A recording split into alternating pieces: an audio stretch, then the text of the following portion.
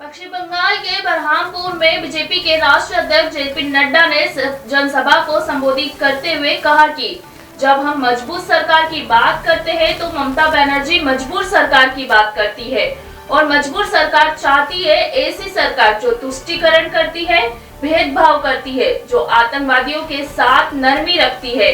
दूसरी तरफ प्रधानमंत्री नरेंद्र मोदी के नेतृत्व में मजबूत सरकार बनती है। जब पाकिस्तान हम पर बुरी नजर डालता है तो पीएम मोदी के नेतृत्व में देश सर्जिकल स्ट्राइक करता है और घर में घुसकर मारता है। ये हमने देखा है।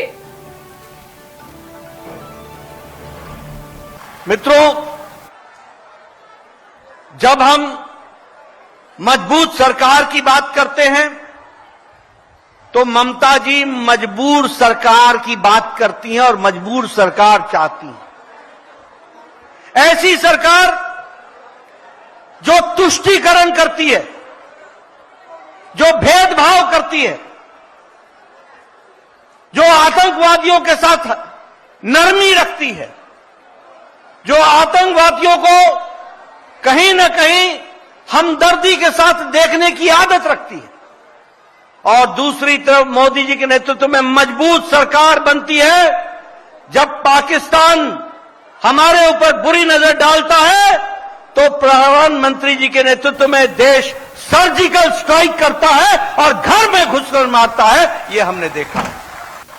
बिहार के पटना में मीडिया के सवालों पर आरजेडी नेता तेजस्वी यादव ने कहा कि हम लोग बार बार कहते रहे हैं कि हम जब 17 महीने सरकार में रहे तब हमने 5 लाख नौकरियां दी, लेकिन जो 3 लाख नौकरी प्रक्रिया जो हम अधीन करके आए हैं उसकी बहाली कब होगी? इतने दिन हो गए हैं लेकिन इस दिशा में काम नहीं हो रहा है। पंचायत अब देखिए उनकी पार्टी है, वो जाने, लेकिन हम लोग बार बार जो है एक बात कहते रहे कि हम लोगों ने 5 लाख नौकरियां तो दी, हम लोग जब 17 महीने रहे, और लगातार जो है हमने कई बार सदन में भी इस बात को उठाया था कि लगभग अभी जो कैंसिल हुआ 1 लाख के आसपास, मेरे निकलने के बाद पेपर जो लीक हुआ उसकी जो बहाली जल्दी आनी चाहिए, और जो 3 लाख जो हम खुद फाइल पर सभी विभागों का नौकरी प्रक्रियाधीन जो करके आए हैं वो कब तक ये लोग नौकरी निकालेगा, बहाली निकालेगा? अब तक इतने दिन हो गए और इस दिशा में काम ही नहीं किया जा रहा है। सारा हम लोग करा के आए, इनको कुछ नहीं करना, केवल अनाउंस करना है, बहाली निकालनी है। उसमें से मेरा स्वास्थ्य विभाग का भी लगभग 1.5 लाख के आसपास का था, तो वो भी काम इन लोग नहीं कर रहे हैं। तो अभी समझ जाइए कि 3.5-4 लाख बहालियां जो है हम लोग प्रक्रियाधीन करके आए हैं, उस पे कम से कम नौजवानों भाई हमारे सफर ना करें, इसलिए ये काम होना चाहिए। दिल्ली सरकार में मंत्री सौरभ भारद्वाज ने प्रेस कॉन्फ्रेंस कर कहा कि अरविंद केजरीवाल ने कहा कि ये बात सिर्फ इत्तेफाक नहीं हो सकती। जब देश में सबसे बड़े चुनाव है, प्रधानमंत्री को चुनने का चुनाव हो रहा है, चुनाव आयोग द्वारा आचार संहिता की घोषणा की जा चुकी है, उसके 5 दिन के अंतराल में देश की मुख्य राष्ट्र विपक्षी पार्टी के राष्ट्रीय अध्यक्ष अरविंद केजरीवाल को एक झूठे मुकदमे में गिरफ्तार किया। ईडी और सीबीआई इस मामले में पिछले 2 साल से जांच कर रही है।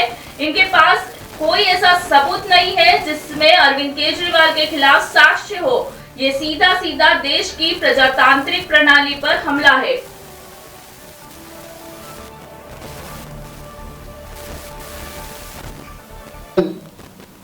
माननीय अरविंद केजरीवाल जी ने जो अपनी गिरफ्तारी को चुनौती दी है उस पे कल सुनवाई होगी।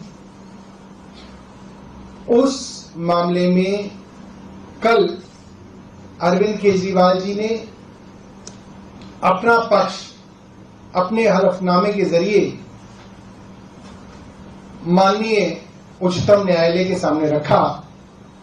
उसकी कुछ मुख्य बातों के बारे में मैं आपको बताना चाहता हूं। अरविंद केजरीवाल जी ने कहा कि ये बात सिर्फ इत्तेफाक नहीं हो सकती कि जब देश के अंदर देश के सबसे बड़े चुनाव हैं, संसद के चुनाव हैं, प्रधानमंत्री को चुनने का चुनाव हो रहा है। चुनाव आयोग द्वारा आचार संहिता की घोषणा की जा चुकी है। उसके 5 दिन के अंतराल में देश की मुख्य राष्ट्रीय विपक्षी दल के राष्ट्रीय अध्यक्ष अरविंद केजरीवाल जी को एक झूठे मुकदमे में दिल्ली में आप नेता आतिशी ने कहा कि तानाशाही सरकारों में विपक्षी पार्टियों को प्रचार करने से रोका जाता है। आज यही हुआ है। बीजेपी के एक और हथियार चुनाव आयोग ने इस पत्र के माध्यम से आम आदमी पार्टी के कैंपेन सॉन्ग पर रोक लगा दी है। चुनाव आयोग को बीजेपी द्वारा रोज आचार संहिता का उल्लंघन नहीं दिखता, लेकिन आम आदमी पार्टी के नेता सांस तक नहीं लेते हैं तो नोटिस आ जाता है।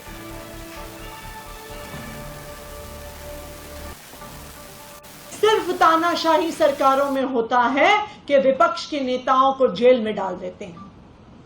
तानाशाही सरकारों में यह भी दूसरा लक्षण होता है कि विपक्षी पार्टियों को प्रचार करने से रोका जाता है।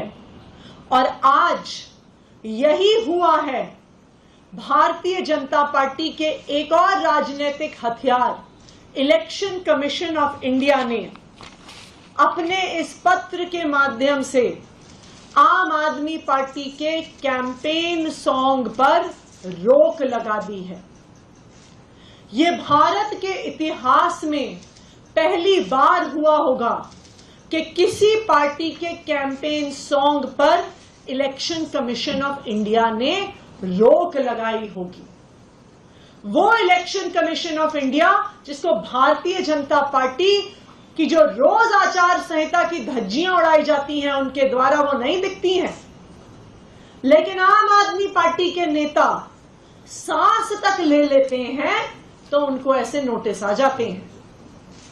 जब भारतीय जनता पार्टी ईडी और सीबीआई का प्रयोग करके आचार संहिता के दौरान विपक्ष के नेताओं को जेल में डालती है, उस पर इलेक्शन कमीशन ऑफ इंडिया को कोई आपत्ति नहीं है।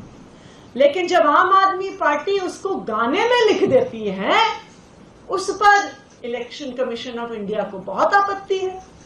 वो कहते हैं कि जेल का जवाब वोट से देंगे।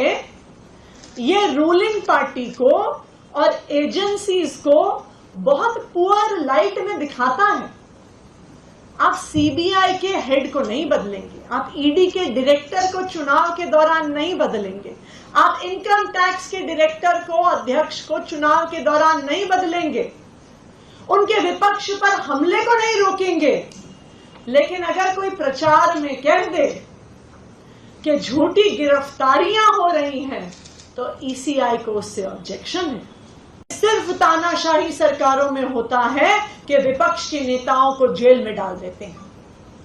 तानाशाही सरकारों में यह भी दूसरा लक्षण होता है कि विपक्षी पार्टियों को प्रचार करने से रोका जाता है।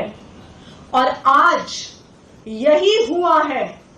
भारतीय जनता पार्टी के एक और राजनीतिक हथियार इलेक्शन कमीशन ऑफ इंडिया ने अपने इस पत्र के माध्यम से आम आदमी पार्टी के कैंपेन सॉन्ग पर रोक लगा दी है। ये भारत के इतिहास में पहली बार हुआ होगा कि किसी पार्टी के कैंपेन सॉन्ग पर इलेक्शन कमीशन ऑफ इंडिया ने रोक लगाई होगी।